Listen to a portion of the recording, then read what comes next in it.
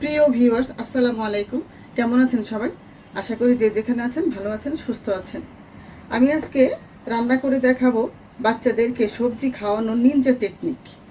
এখনকার বাচ্চারা আসলে সবজি খেতেই চায় না, তাই আমি কিভাবে বাচ্চাদের সবজি খাওয়ানো যায় সেই নিনজা টেকনিকটা দেখাবো। আমি তেল ছেড়ে দিয়েছি, এখন চিংড়ি মাছ দিয়ে দিলাম। চিংড়ি মাছগুলোকে আমি ভেজে নিব।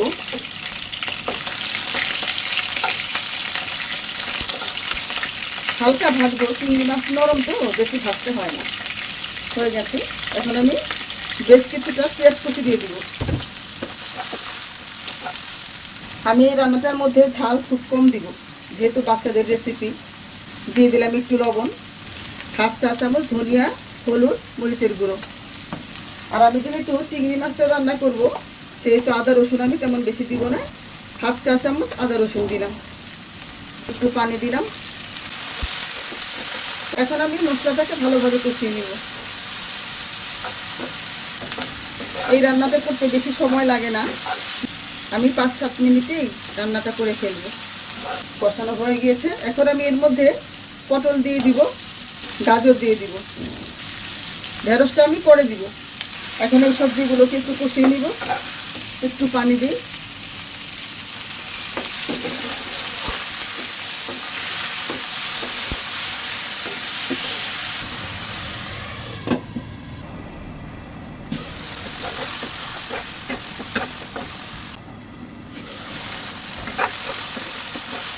সবজিগুলো কষানো হয়ে গিয়েছে, এখন আমি এর মধ্যে ঢেঁড়সগুলো দিয়ে দিব, আবার একটু কষিয়ে নিব।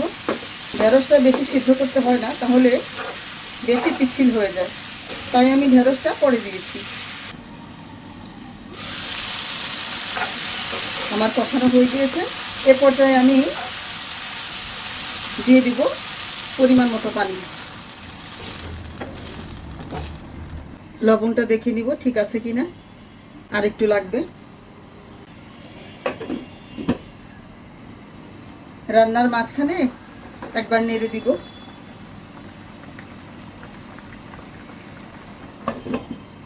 এখন আমি দিয়ে দিব একটু ধনেপাতা কুচি।